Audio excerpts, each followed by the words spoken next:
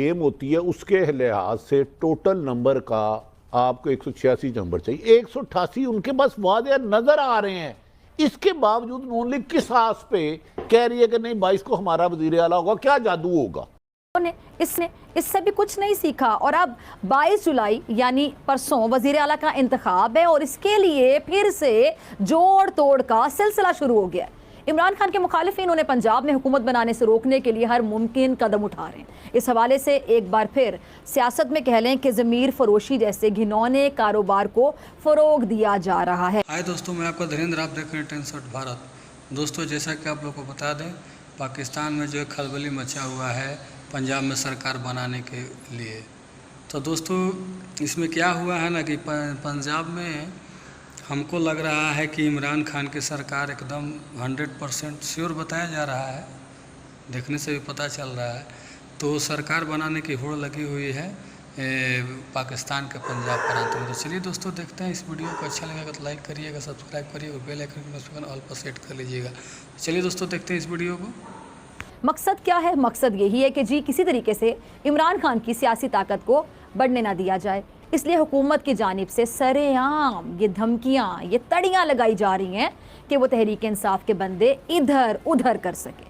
और राना सनाउल्लाह साहब तो बड़ी ढिठाई के साथ अपनी प्रेस कॉन्फ्रेंसेस में, टॉक शो में ये बात कर रहे हैं और तहरीक इंसाफ और काफ लीग इस मुमकिना धौंस धांधली और ज़मीर फरोशी को रोकने के लिए मुतहरिक हो गई है। अच्छा, चौधरी परवेज़ इलाही तो इस हवाले से सुप्रीम कोर्ट भी चले गए हैं और सुप्रीम कोर्ट ने आज राना सनाउल्लाह के ख़िलाफ़ परवेज़ इलाही की तौहीन अदालत की दरख्वास्त पर समाअत के दौरान राना सना के बयान की अखबारी खबर और टीवी टॉक शो का ट्रांसक्रिप्ट तलब किया। चौधरी परवेज़ इलाही ने वज़ीर दाखिला राना सनाउल्लाह के खिलाफ सुप्रीम कोर्ट में तौहीन अदालत की दरख्वास्त गुज़श्ता रोज़ दायर की थी, आपको पता होगा, जिसमें उन्होंने हमजा शहबाज, मरियम औरंगज़ेब को भी फरीक बनाया था। अच्छा, परवेज़ इलाही की दरख्वास्त में मौक़िफ़ ये अपनाया गया कि राना सनाउल्लाह ने सुप्रीम कोर्ट के 1 जुलाई के हुक्म की खिलाफ वर्जी की है और राना सनाउल्लाह का धमकी आमेज़ बयान तौहीन अदालत के ज़ुमरे में आता है। फिर इसी तरह वज़ीर आला पंजाब के इंतखाब में मुदाखलत पर तहरीक इंसाफ ने राना सनाउल्लाह और हुकूमत पंजाब के खिलाफ तौहीन अदालत की दरख्वास्त दायर कर दी। खबर के मुताबिक वज़ीर आला पंजाब के इंतखाब में मुदाखलत पर तहरीक इंसाफ ने भी सुप्रीम कोर्ट से रुजू कर लिया। अब काफ लीग और तहरीक इंसाफ कानूनी रास्ता अपना रहे हैं, जबकि हुकूमत अपना तर इख्तियारात इस्तेमाल करते हुए सिर्फ ज़मीर फरोशी को फ़रोग दे रही है। अच्छा, तहरीक इंसाफ इस ज़मीर फरोशी के ख़िलाफ़ लाहौर लिबर्टी चौक में मुज़ाहरा भी कर रही है, जिसमें लोगों की बड़ी तादाद ने शिरकत की है। फवाद चौधरी साहब भी अपने इस क्लिप में इसी हॉर्स ट्रेडिंग का जिक्र कर रहे हैं, ज़रा सुनिएगा।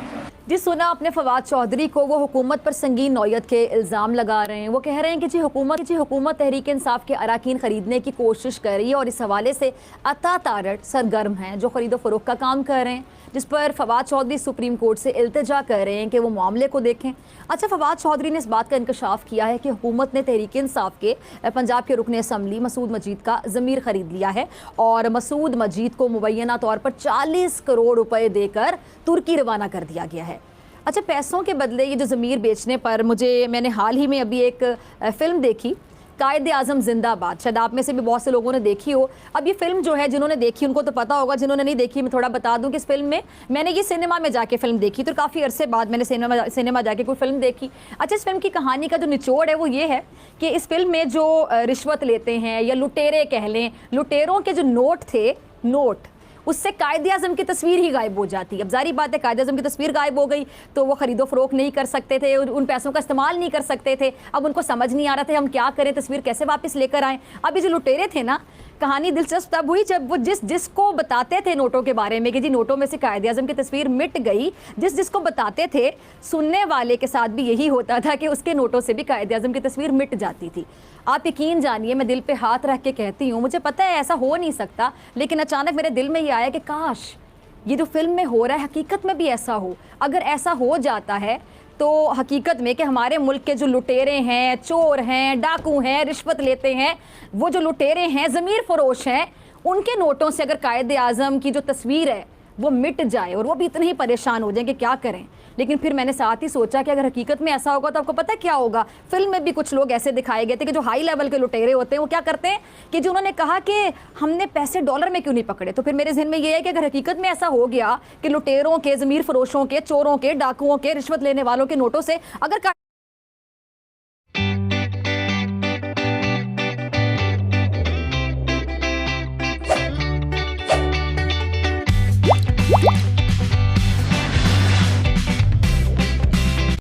अज़म की तस्वीर गायब हो जाती है तो वो भी यही बात करेंगे कि क्यों ना हम डॉलर में चोरी करना शुरू कर दें, डॉलर चोरी करने पर नज़रें जमा लेंगे। अफसोस सद अफसोस। वैसे हकीकी ज़िंदगी में ऐसा हो नहीं सकता, नहीं होता, लेकिन अगर हो जाए तो यकीन मानिए पैसों के बदले अपने ज़मीर बेचने वाले लोटों को तो दिन में तारे नज़र आ जाएंगे। ऐसा ही है ना नाजरीन। अब जो ज़मीर की मंडी लगाने का इल्ज़ाम फवाद चौधरी जरदारी साहब पे लगा रहे हैं कि उन्होंने लोटों की एक बार फिर से मंडी लगा ली है, और इमरान खान ने भी इस हवाले से ट्वीट किया है।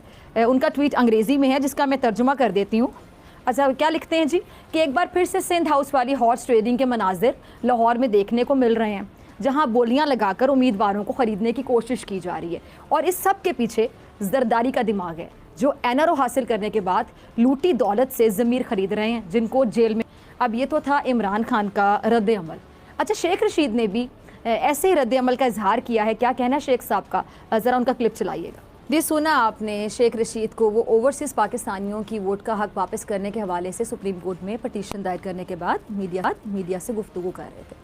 अच्छा, शेख साहब भी जरदारी साहब को मुर्द इल्ज़ाम ठहरा रहे हैं। अब तहरीक इंसाफ के रहनुमा और शेख रशीद साहब जरदारी साहब का जो रुख बयान कर रहे थे उसकी जो हकीकी सूरत हाल में मैं ज़रा बयान करना चाहूँगी, वो क्या है कि जी अब इस वक्त जो बॉल है ना वो आप समझ लें जरदारी साहब की कोर्ट में है, जो कि है क्योंकि मुस्लिम लीग नून जो है वो इस वक्त क्या करी कि पूरे तरीके से अपनी हार को, अपनी शिकस्त को मान चुकी है, तस्लीम कर चुकी है। और जो नून लीग है उसके हाथ में अब अगर मैं कहूँ कि कुछ भी नहीं रहा तो आप लोग अग्री करेंगे, सेकंड करेंगे। अच्छा, नून लीग ने इलेक्शन में अपना घोड़ा दौड़ाकर अच्छी तरह से देख लिया कि सिचुएशन क्या है, सूरत हाल क्या है, हकीकत क्या है, पूरी कह लें कि एड़ी चोटी का जोर लगा कर देख लिया, लेकिन नून लीग को हर तरह से मुँह की खाना पड़ी।